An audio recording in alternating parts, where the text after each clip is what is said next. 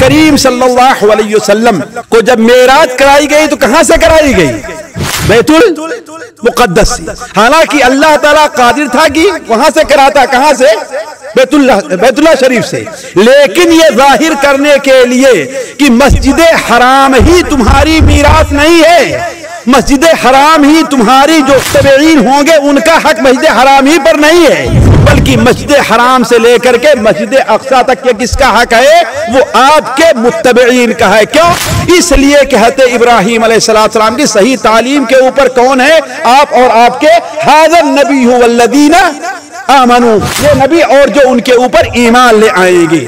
یا قوم ادخلوا الارض المقدسۃ التي كتب اللہ لکم، اے میری قوم کے لوگوں اس مقدس زمین میں داخل ہو، تمہارے لیے ہم نے لکھ دیا ہے، لیکن لکھا ہے کس بنیاد پر؟ تم موحد رہو۔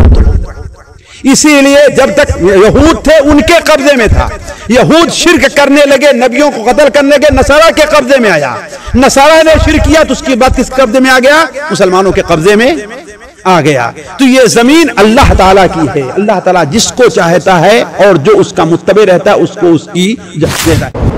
اللہ تعالیٰ اپنے مومن بندوں کی مدد کرے گا، لیکن شرط یہ ہے کہ وہ مومن بنے۔ اللہ تعالیٰ فلسطین کو ان کے ہاتھ میں پھر دے گا، شرط یہ ہے کہ وہ مومن بنے۔ اللہ تعالیٰ یہودیوں کو وہاں سے ذلیل کر کے نکالے گا، لیکن شرط یہ ہے کہ یہود سے مقابلہ کرنے والے لوگ اپنے اندر ایمان اور جذبہ پیدا کریں۔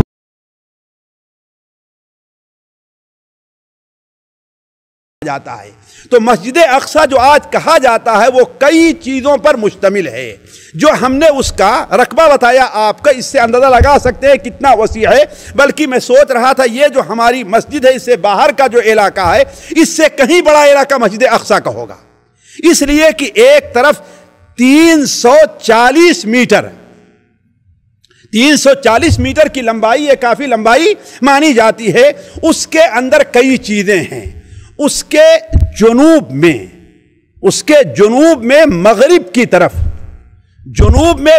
کی طرف ایک مصلی بنایا گیا، ایک مسجد جس میں نماز ہوتی ہے آج، جس میں جماعت ہوا کرتی ہے۔ یہ شاید وہی جگہ ہے جہاں پر نبی کریم صلی اللہ علیہ وسلم نے انبیاء کی امامت کی تھی معراج کی شب صبح۔ اسی لیے حضرت عمر رضی اللہ تعالیٰ عنہ جب 15 ہجری کے اندر انہوں نے فتح کیا ہے بیت المقدس تو اسی جگہ نماز پڑھی ہے اور وہیں پر آج مسجد بنائی گئی ہے۔ اور یہ مسجد کی جو لمبائی چوڑائی ہے آج، یہ عبد الملک ابن مروان نے شروع کیا ہے اس کو۔ عبد الملک ابن مروان نے سن 70 کے بعد اسے شروع کیا ہے۔ تو یہ مسجد، اس کے اندر ایک چیز کیا ہے؟ مسجد ہے جسے مسجد اقصی کہہ لیجئے یا مصلی کہہ لیجئے، جہاں آج نماز ہوتی ہے اور آج بھی مسلمان اس میں نماز پڑھتے ہیں۔ آج بھی جو مسلمان ہیں اس میں نماز پڑھتے ہیں۔ اسی سے شمال کی طرف تھوڑی ہی دور پر اسی جو مصلی ہے جسے ہم نے کہا جنوب غرب کی طرف کنارے ایک مسجد بنائی گئی ہے، اور اسی سے آگے ہٹ کر کے اور شمال کی طرف جائیں تو وہاں پر جو آج کل عام طور پر ٹیلی ویژن میں یا اخبار میں دکھایا جاتا ہے ایک گنبد بنا ہوا ہے، جسے کیا کہا جاتا ہے؟ وہ قبۃ الصخرہ کہا جاتا ہے، جسے قبۃ الصخرہ، یہ پیلے رنگ کی ایک خوبصورت سا قبہ ہے، یہ قبۃ الصخرہ ہے۔ صخرہ کے معنی ہوتا ہے چٹان کے۔ بیت المقدس میں یہ سب سے اونچی جگہ ہے، بیت المقدس میں مسجد اقصی میں یہ سب سے اونچی جگہ ہے، گویا ایک ٹیلہ ہے، اور کہا جاتا ہے کہ اسی کی طرف رخ کر کے، اسی کو قبلہ بنا کر کے تمام انبیاء نماز پڑھا کرتے تھے۔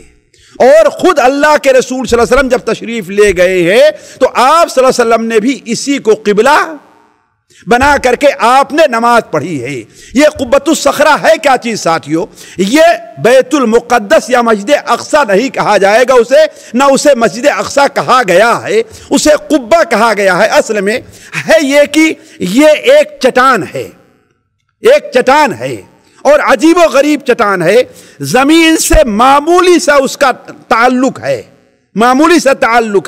اور اس کے نیچے ایک غار نما ہے، اس کے نیچے جو تقریباً 4 میٹر چوڑی اور 1.5 میٹر گہری ہے، وہ غار ہے، اس غار کے اوپر یہ چٹان ہے۔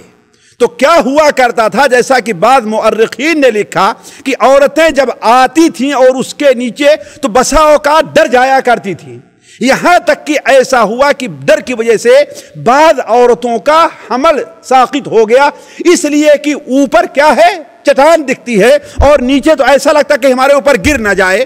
تو عبد الملک ابن مروان نے اس سے بچنے کے لیے اس کے اوپر ایک قبہ بنا دیا ہے، اور بڑا خوبصورت ہے یہ، بلکہ اپنی صنعت کے لحاظ سے ایک عجیب چیز ہے۔ اور اس کے ارد گرد ذرا دور کیا تو آج کے زمانے میں آج کل وہ عورتوں کے مصلی یعنی عورتوں کے نماز پڑھنے کے طور پر استعمال ہوتا ہے، جہاں پر عورتیں نماز پڑھتی ہیں۔ اسی احاطے کے اندر جو مسجد کا احاطہ ہے، جگہ جگہ پر چھوٹے چھوٹے آپ دیکھیں گے تو قبے بنے ہوئے ہیں، چھوٹے چھوٹے قبے بنے ہوئے۔ یہ کیا چیز ہے؟ یہ اصل میں ساتھیوں ہے کہ یہ درس اور تدریس کی جگہ ہے۔ اس وسیع میدان میں جگہ جگہ ایسی جگہیں بنائی گئی ہیں، وہاں پر جس طریقے سے آپ دیکھیں ایک مسجد ہو تو یہاں پر ایک جگہ رکھتے، ایک استاد یہاں بیٹھتا ہے، ایک استاد وہاں، ایک استاد وہاں بیٹھتا ہے، ایسے ہی بیت المقدس کے اندر جو مسجد اقصی ہے اس میں جگہ جگہ پر ایسے قبے بنے ہیں، بلکہ ایک وقت تھا کہ وہاں پر 360 قبے تھے۔ کتنا؟ آپ اس مسجد کی وسعت کا اندازہ لگا لیں، جہاں پر ایک مدرس کوئی قرآن پڑھا رہا ہے، کوئی تفسیر پڑھا رہا ہے، کوئی نحو پڑھا رہا ہے، کوئی سر پڑھا رہا ہے، کوئی حدیث کا درس دے رہا ہے، گویا کہ وہ ایک مدرسہ اور ایک جامعہ تھا، وہ ایک یونیورسٹی تھی جسے مسلمانوں نے بطور تدریس کے استعمال کیا تھا۔ تو جگہ جگہ پر وہاں، اور اسی احاطے کے اندر آپ کو بہت سے درخت بھی دکھائی دیں گے۔ یہاں وضو کے لیے جگہ جگہ پر وضو کے لیے جگہ بنائی گئی ہے، کنواں بنایا گیا ہے، حتیٰ کہ اسی میں حدود کے اندر آپ دیکھیں گے کہ بعض جگہ سبیل کے طور پر پانی رکھا گیا ہے، سبیل کے طور پر، اس لیے کہ حکام اس کی زیارت کرنے والوں کے لیے پانی کا انتظام کیا کرتے تھے۔ تو یہ مسجد اقصی کے بارے میں ایک معمولی سی آپ کے سامنے كنتم خير أمة أخرجت للناس تأمرون بالمعروف وتنهون عن المنكر وتؤمنون بالله